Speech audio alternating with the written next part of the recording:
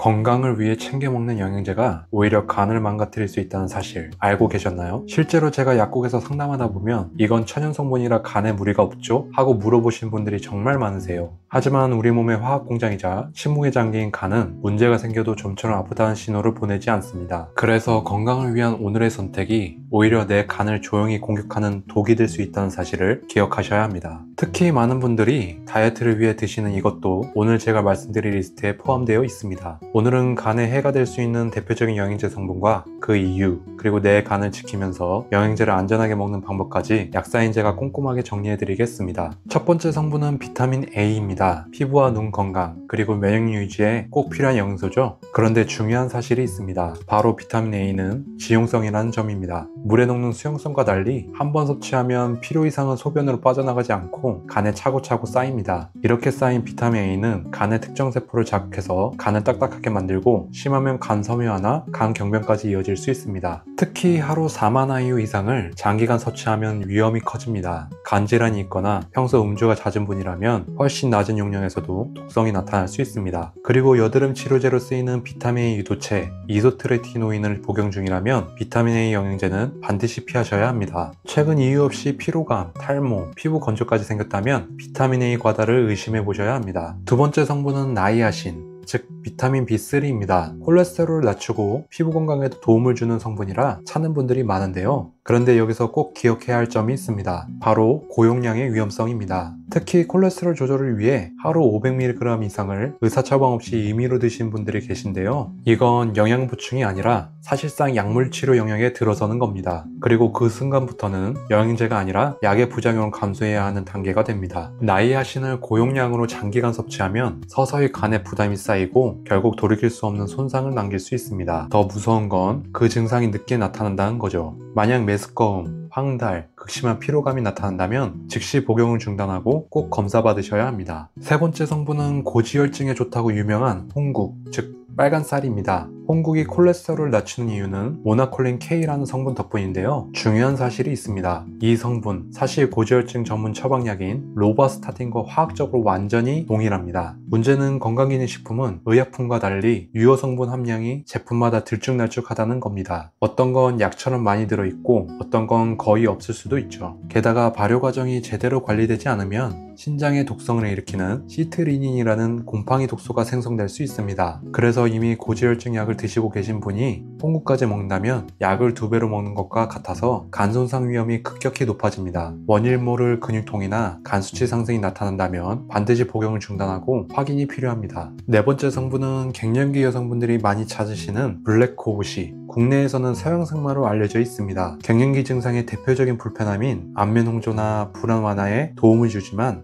드물게 심각한 간독성을 일으킬 수 있습니다. 이건 마치 땅콩이 대부분 사람에게는 아무 문제 없지만 특정인에겐 치명적인 알레르기를 일으키는 것과 같습니다. 특정 유전자 체질을 가진 사람인 경우 우리 몸의 면역계가 블랙코우시를 외부의 적으로 착각할 수 있습니다. 그 결과 오히려 자기 간세포를 공격하는 아군 사격 현상이 나타나게 됩니다. 만약 황달, 극심한 피로, 소변색이 검게 변하는 증상이 나타난다면 반드시 복용을 중단하고 바로 병원을 찾으셔야 합니다. 지금까지 4가지를 알아봤는데 어떠신가요? 혹시 이 중에 드시거나 부모님께 사드렸던 영양제가 있었나요? 그렇다면 지금부터 나오는 내용 특히 집중하셔야 합니다. 5번째 성분은 녹차 추출물입니다. 녹차는 몸에 좋은 거 아니야? 하고 의아해 하실 수 있는데요. 맞습니다. 우리가 우려 마시는 녹차는 훌륭한 항산화 음료입니다. 하지만 영양제 형태의 추출물은 얘기가 완전히 다릅니다. 녹차 추출물은 다이어트 보조제로 인기가 많지만 함캐슈란의 일반 녹차 수십 잔에 해당하는 고농축 카테킨 EGCG가 들어있습니다. 이렇게 농도가 높으면 간이 처리할 수 있는 양을 훌쩍 넘어 직접적인 부담을 주게 됩니다. 특히 다이어트를 위해 공복에 고용량으로 섭취하는 건 간독성 위험을 크게 높입니다. 만약 복용 중에 복통, 메스꺼움, 황달이 나타난다면 반드시 바로 중단하셔야 합니다. 6번째는 탈모 예방으로 유명한 하수오입니다. 하수오는 전통적으로 독성을 줄이기 위해 거뭇콩과 함께 찌고 말리는 법제 과정을 거칩니다. 문제는 이 과정이 제대로 되지 않은 하수오가 유통될 수 있다는 점입니다. 이렇게 가공 과정이 불분명한 하수오는 간독성을 유발할 수 있습니다. 특히 중국산 적하수오 중 일부는 법제가 제대로 되지 않아 간손상 사례가 보고된 바가 있습니다. 또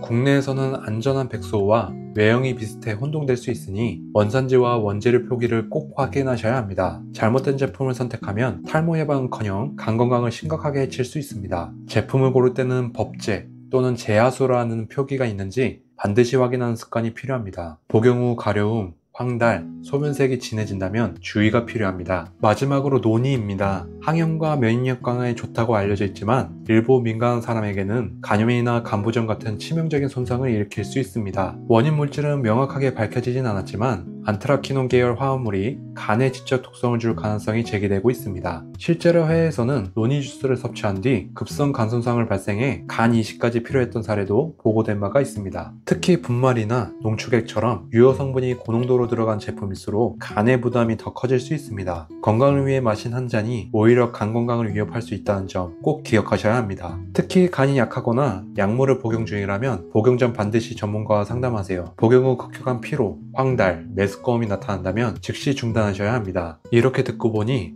그럼 도대체 뭘 먹으라는 거야? 걱정부터 앞서실 수 있습니다. 하지만 괜찮습니다. 내 간을 지키면서 영양제를 안전하게 먹는 4가지 방법, 이것만 기억하시면 됩니다. 첫째, 전문가에게 물어보기. 가장 기본이면서도 가장 중요한 원칙입니다. 새로운 영양제를 시작하기 전 반드시 의사나 약사와 상담해서 내 건강 상태와 복용 중인 약과 충돌이 없는지 확인하세요. 둘째, 하나씩 저용량으로 시작하기. 여러 영양제를 한꺼번에 시작하면 부작용이 생겨도 원인을 찾기 어렵습니다. 하나씩 추천 용량보다 조금 적게 시작해서 내 몸의 반응을 살피는 것이 안전합니다. 셋째, 내모의 신호 놓치지 않기. 이유 없는 피로, 메스꺼움, 피부나 눈의 황달, 이런 이상 신호가 나타났다면 즉시 섭취를 중단하고 전문가 진료를 받으세요. 조용한 장기인 간이 보내는 구조 신호일 수 있습니다. 마지막 넷째, 제품 꼼꼼히 따져보기. 신뢰할 수 있는 제조사인지 유효 성분 함량이 정확히 표기되어 있는지 불필요한 첨가물이 없는지 반드시 확인하세요. 영양제는 우리 몸을 보조하는 좋은 도구이지 모든 것을 해결해주는 정답은 아닙니다. 내 몸의 상태와 필요를 정확히 알고 그에 맞는 성분을 현명하게 선택할 때 비로소 영양제는 진정한 가치를 발휘합니다. 여러분의 간 건강은 다른 누구도 아닌 여러분 자신이 지켜야 합니다. 오늘 알려드린 정보로 더 건강하고 안전하게 영양제 혜택을 누리시길 바랍니다. 혹시 지금 드시고 계시거나 궁금한 영양제 성분이 있다면 아래 댓글로 편하게 질문해주세요. 오늘 영상이 도움이 되셨다면 좋아요, 구독, 알림 설정 부탁드립니다. 감사합니다.